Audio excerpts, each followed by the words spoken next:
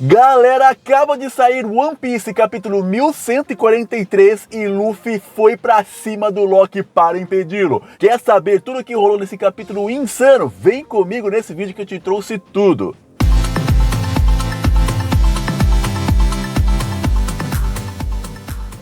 Fala galera, beleza?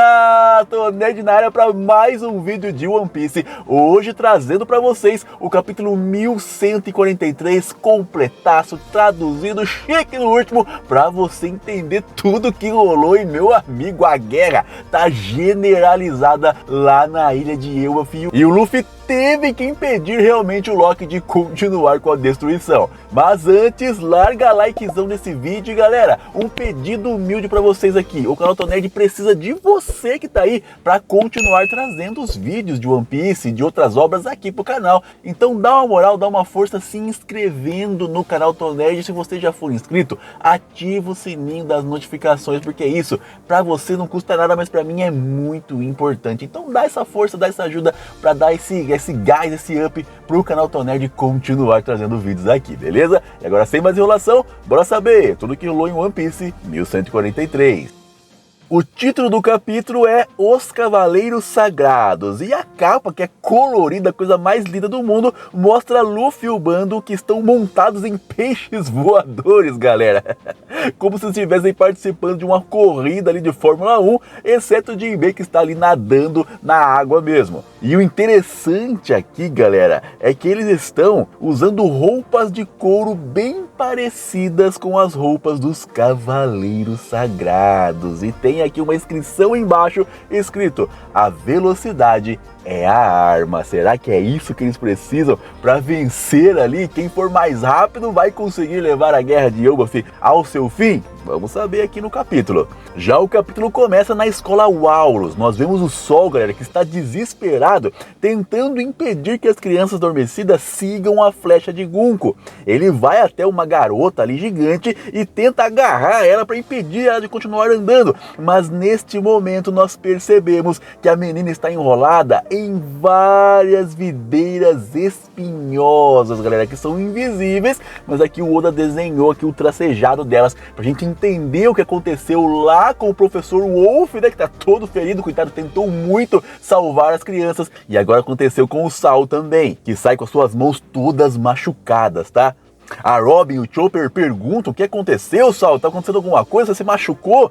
E a cena então corta lá para onde estava rolando a festa para os Chapéus de Palha. A gente vê que os gigantes da vila enviaram um esquadrão de bombeiros para lidar com o fogo que aconteceu lá através do raio do Loki nos capítulos passados. Mas o navio deles, galera, é destruído completamente em plena floresta pelo gigante morto-vivo da imaginação das crianças. Pô, o bicho é grande demais. Olha o tamanho do navio dos gigantes, que é gigante, né? Pô, é gigante pra caramba. E olha o tamanho do bicho, cara. Meu Deus do céu. E eu achava que era só pra assustar, né? Mas realmente eles podem atacar, cara. Vai ser complicado, hein? Ao ver os gigantes, o Jaru, o Dory, o Kashi, os gigantes da vila ficam em choque, porque são monstros descomunais. E então a Nami briga com eles ali para eles fazerem alguma coisa a respeito do fogo da escola o quanto antes.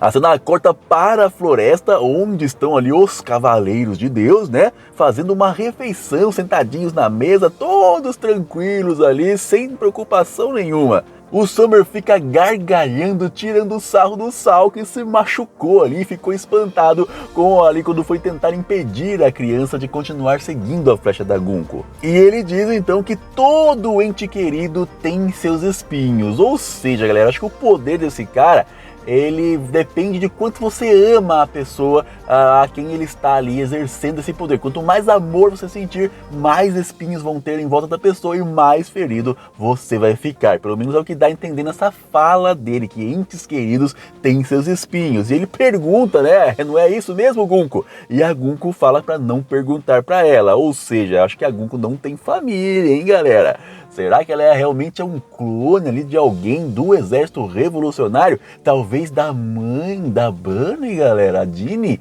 Não sei, viu, cara, tá parecendo uma ideia meio plausível. Me falaram isso nos comentários, eu fiquei, mas é impossível. Mas agora tá com essas atitudes dela, essas falas dela, tá meio indo pra esse lado, pelo meu ponto de vista, viu? E o Summers, então, diz que ela é uma mulher muito triste, né? E explica que amor é paixão, e que a paixão fará você abraçar os espinhos, pois ela se torna mais visível quanto mais perto você estiver. Ele diz que é só ele fazer esse jogo com pais e filhos que não tem nada melhor do que isso, porque os pais, independentemente dos espinhos, vão tentar segurar seus filhos, e as crianças testemunharão um pior pesadelo possível por ver seus pais ali sendo feridos ao tentar amá-los. E ele diz que é isso que os Cavaleiros Celestiais fazem de melhor e que isso é sensacional, galera.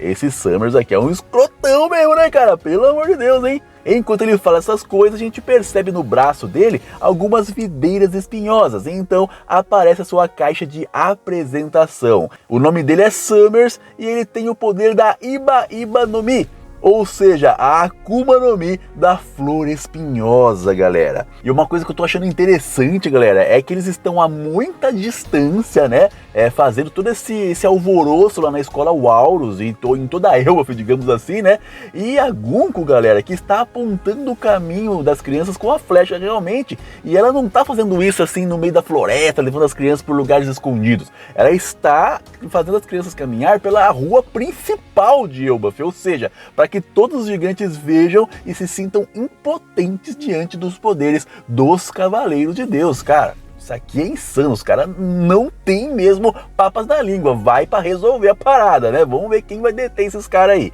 Enquanto eles conversam ali, o Killingham percebe que eles estão sem sal suficiente para dar aquela saborizada na comida. E o Summers então começa a imaginar, galera, um prato cheio de sal de primeiríssima qualidade. E então o Killingham põe ele para dormir usando os seus poderes. E vai lá, mete a mão lá no pensamento, no sonho do Summers e pega o prato de sal. Cara, o poder desse Killingham é absurdo demais da conta, meu. E a gente então finalmente também tem ali o nome da sua fruta revelado, tá? Ele tem o poder da Ryu no Mi, tipo mítico, modelo Kirin, galera. Ou seja, ele é um humano que pode manifestar sonhos. Como eu havia dito, o Killingham fica, né, impressionado com a classe do Summers em imaginar o sal de melhor qualidade que existe. E o Summers cita uma coisa bem interessante, galera. Ele pergunta pro Killingham sobre o MMA que ele manifestou dos sonhos dos pirralhos, mas no capítulo não explica, não tem uma nota explicando o que significa a sigla MMA, galera. O que será que o Summers quis dizer com isso? O que seria esse MMA? Deixa nos comentários os seus palpites, tá? Suas opiniões. A única coisa aqui, galera, que é citado é o Killingham respondendo que é claro que eles serão feitos para correr junto com as crianças. Então é um negócio meio cabuloso esse negócio aqui de MMA, hein? A Gunko, então, vendo ali os dois se deliciarem com a comida, pede um pouco pra ela também. E quando ela come, meu amigo do céu, ela fica que nem uma criancinha, assim, quando toma sorvete pela primeira vez, louca! Fala, nossa, que coisa mais gostosa do mundo. Mas o Killingham explica pra ela que é muito saboroso mesmo, é gostoso, mas não fornece energia, porque é uma comida vinda dos sonhos. Então até a comida deles, cara, é imaginária, cara. Esse Killingham é um poder mais absurdo de One Piece, na minha opinião, até agora. O Summers, então, reclama, né, que, nossa, essa operação que falaram pra ele que ia ser tão difícil, tá sendo fácil demais, cara, que ninguém vai conseguir impedir as crianças de serem sequestradas por eles. Mas a Gunko dá-lhe uma rebatida nele, dizendo que o Imperador Chapéu de Palha está na Vila de Elbaf, então algo inesperado pode acontecer. Eles então percebem, né, que as crianças estão indo diretamente para o Gaio número 8, que é exatamente onde está acontecendo aquele incêndio generalizado lá depois do raio do Loki. Ou seja, as crianças vão correr perigo de morrer queimadas ali enquanto dormem e são conduzidos pela flecha da Gunko. Mas o Summers, galera, não tá nem aí. Ele diz que se esse grupo não sobreviver, ele vai tentar com o próximo, que são aqueles outros que estão dormindo dentro da escola Walrus. Inclusive o filho da Ripley com o Gaban está dormindo nesse segundo grupo, galera. Ou seja, se der ruim para esse grupinho aqui, que eu espero que não, vai ir o filho deles lá, cara. E aí o Gaban vai ter que entrar pra dar umas porradas nesses Summers aí, né? Fala sério, Gaban. A cena corta lá pro submundo nessa página, galera, aérea. Que insano, né, cara? O tamanho do Loki em relação aos próprios gigantes companheiros dele, né? O cara é muito grande. E o Loki esbraveja, dizendo que vai matar todos eles, mas então o Luffy infla o seu braço e manda um Uda no Fusen, galera, que é um soco dos mais fracos do Luffy, entendeu? Não tem nem transformação em Gear 2, 3, 4, nada aqui, é só um socão. E esse socão acaba desmontando o Loki completamente, que cai no chão inconsciente, galera. O Luffy conseguiu, né? Ele nem cumpriu o que ele prometeu, que ele ia dar um jeito no Loki caso ele fizesse bagunça. Tinha que ter feito isso antes, só de tacar fogo em Elbaf, né? O Zoro observa aí, se diz que o Loki estava quase morto mesmo, que estava só blefando para que eles soltassem a última algema de Kairoseki ali dos pés dele. E o Luffy então, vendo que o Loki realmente vai morrer se ficar naquela condição, ele implora para que os gigantes ali, a Gerda, tratem o Loki, mesmo sendo ele, né, um cara que parece que quer destruir Elbaf, mas ele não pode ali aguentar ver alguém morrendo diante dos seus olhos. A Gerda, né, dá aquela resistida, mas concorda também em ali curar as feridas do Loki, faz ali as bandagens, os primeiros socorros e tá até fazendo transfusão de sangue ali, um sorinho pro Loki sobreviver. A gente vê então um pequeno flashback sobre o passado do Hyruujin e do Loki, galera. E nós vemos ali que os dois estão junto com seu pai Harold, e o pai deles está ali elogiando os dois, que eles são seus filhos queridos, e que é para eles continuar o caminho ali da paz, né, que ele está construindo em Elbaf, porque esse será o legado que ele deixará, a herança para os seus dois filhos. E nesse quadro dá para ver que o Loki já era maior que o Hyruujin quando era criança, né? A gente vê aqui o Loki tirando sarro do Hyruujin porque derrotou ele na porradaria, e ele usava uma clava cheia de espinhos igual lá o Kanabo do Kaido, galera. Pode ser que seja até o próprio Kanabo do Kaido, vai saber, né? E outra coisa interessante é que ele já usava bandagens nos olhos. O que será que tem nos olhos do Loki para ele sempre ter que ter usado bandagem desde criança? Talvez desde o nascimento dele, vai saber, né? Deve ser um poder ali ocular, galera, no mundo de One Piece, viu? Não sei não. Tipo o Zoro, com os olhos fechados, sabe como é que é? A hora que tirar essa venda aí, vai virar o Satoru Gojo, meu amigo. Vai fazer inimitado pra todo lado. E o Hyruujin lembra, né, do Loki ali insultando a sua mãe, dizendo que ele é um filho bastardo, que ele é muito fraco, um nanico, e que ele, mesmo ele sendo mais velho, o Loki não vai aceitar as suas ordens de jeito nenhum. O Hyruujin, que estava lembrando de tudo isso, vendo o seu irmão Loki deitado no chão ali, desmaiado, quase sem vida, fica enfurecido, pega o seu machadão e vai pra cima do Loki para decapitar o cara de uma vez por todas. Aí o Rude, a Stansen, entra na frente dele para segurar o cara e ele está ali fora de controle, entendeu? Dizendo que nunca perdoará o Loki porque ele falou mal da mãe e matou o seu próprio pai. O Loki então, né, dá uma despertada com essa confusão toda e fala pro Hyruujin ir em frente com a sua vingança. Mas antes que ele tire realmente a vida do Loki, o Loki diz o seguinte: se você tem tempo para se envolver em seus dramas pessoais, olhe para toda esta floresta. Não me diga que você realmente pensa que eu queria matar meu pai, galera do céu!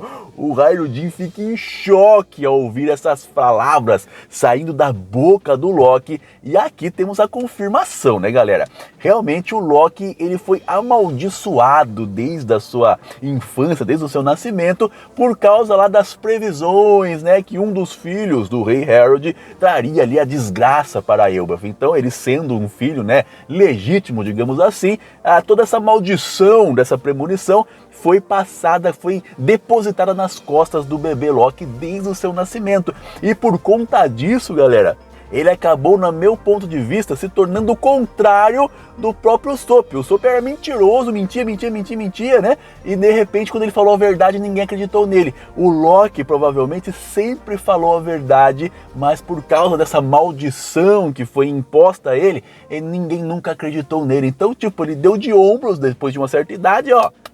que se lasque todo mundo. Então agora vou fazer minhas atrapalhadas mesmo, pra realmente ser o que eles acham que eu sou, entendeu? Então provavelmente, galera, aquele galho que foi cortado, que falaram que foi culpa dele pegar fogo no galho, provavelmente pegou fogo por outro motivo e ele estava tentando avisar, ajudar, cortar o galho ali para tentar salvar a vila de Elbaf no modo geral. Esse do cavalo da família que ele matou, provavelmente não foi ele que matou, talvez aconteceu alguma coisa, o cavalo morreu e ninguém acreditou nele, achou que ele tinha matado. Ele é aquele cara que está no lugar errado, na hora errada sempre, entendeu? Então a culpa sempre recai sobre ele. Ele é o contrário do King de One Punch Man, né? Que tá sempre do lado do lugar certo na hora certa. Ele tá no lugar errado na hora errada e acaba levando a culpa das coisas ruins que acontecem. Mas realmente foi ele que matou o Harold, foi ele que matou o pai dele. Mas como ele disse isso, que não era uma coisa que ele desejava fazer, foi algo que aconteceu ali, provavelmente o Harold, galera, por ter lá aquele círculo de invocação no seu castelo, diante do seu trono, provavelmente ele estava ali comunando-se ou já comunado com o governo mundial, talvez vendendo a ilha de Elbaf, não sei, cara.